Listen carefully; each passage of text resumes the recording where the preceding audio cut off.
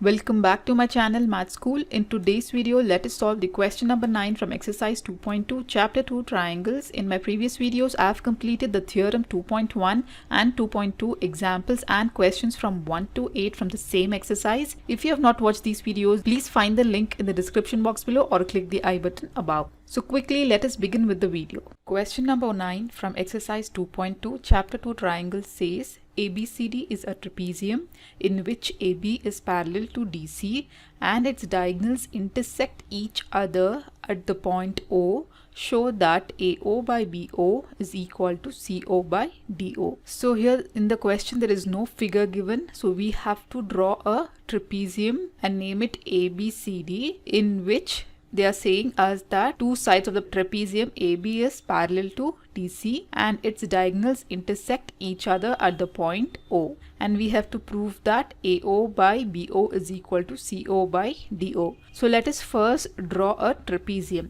What is a trapezium? Trapezium is basically a quadrilateral. A quadrilateral means a shape which has four sides. So let us draw a trapezium. In a trapezium, two of the sides are parallel and the other two sides are non-parallel. So let us name this trapezium as ABCD. Now they are saying us that AB is parallel to DC and its diagonals intersect each other at point O. So let us draw diagonal from A to C and B to D, and let us name it point O, and at point O they intersect each other. Now we have to show that AO by BO is equal to CO by DO. So first of all, let us write down what is given and what we have to prove. Given ABCD is a trapezium in which AB is parallel to DC.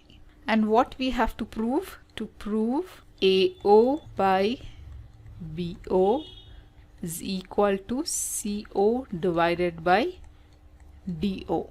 This is what we have to prove. Now, if you look at the trapezium, if we consider any one of the triangle in the trapezium, there is no side parallel, so that we can apply any of the theorems and prove that the ratio of sides are equal. So what do we do here? So let us do a small construction here so that it makes us simpler to prove AO by OB is equal to OC by OD.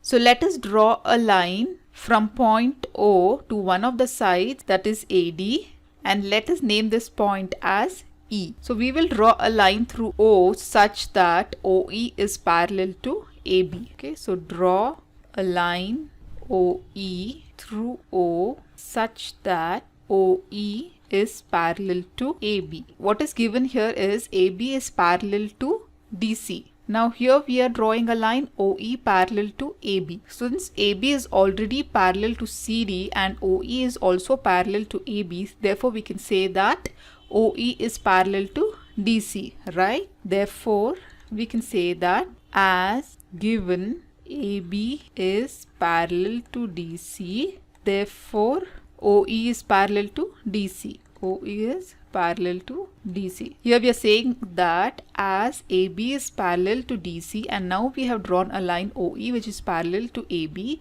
then we can say that OE is also parallel to DC, right?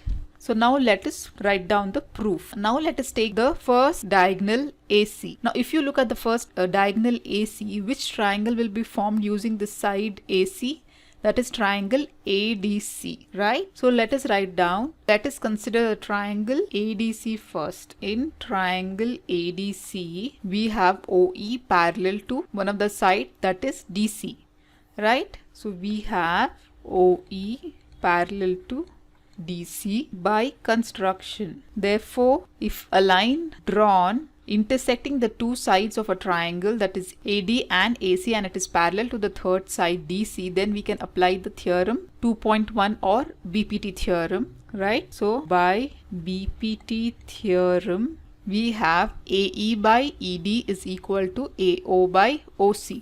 Okay, the other two sides are divided in equal proportion. So write down AE by ED is equal to AO divided by OC. So let this be equation number 1. Now let us see the second diagonal BD. Now using this diagonal, which is a triangle formed? That is ADB, right? So now let us consider the triangle ADB. Okay, we will consider the triangle ADB. So write down, in triangle ADB, we have OE parallel to AB. OE parallel to AB. So again, that is from construction.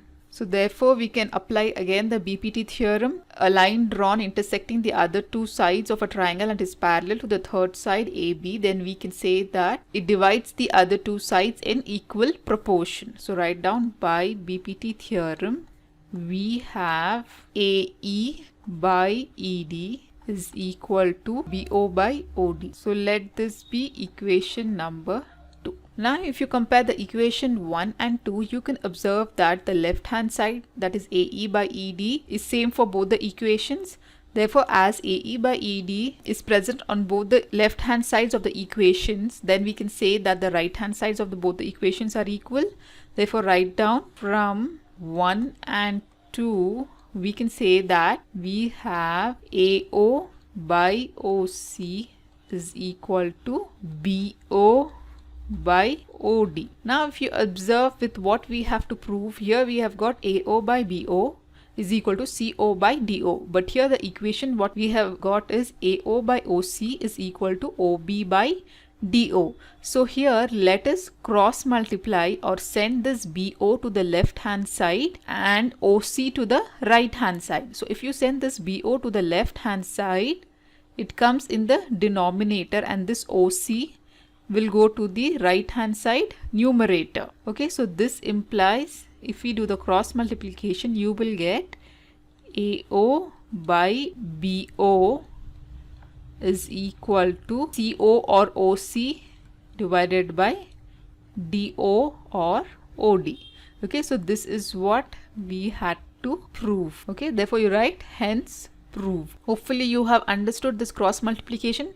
Let me explain you again here. See, you have AO by OC is equal to BO by OD. Now we will send this. So when this OC is in the division form on the left hand side, when it is sent to the right hand side, it will be in the multiplication form, or into OC this will become, right? So let us first send this OC. I'll show you. So AO is equal to OB by OD. So if you send this OC to the right hand side, since it was in the division form, it will become in multiplication form, right? Now let us send this OB to the left hand side. Now it is in multiplication form. When you send to the left hand side, it will be in the division format. So it will be AO. Now sending this to the left hand side, it will become AO by OB and this OC by OD. Okay, so this is how we got AO by OB is equal to OC by OD.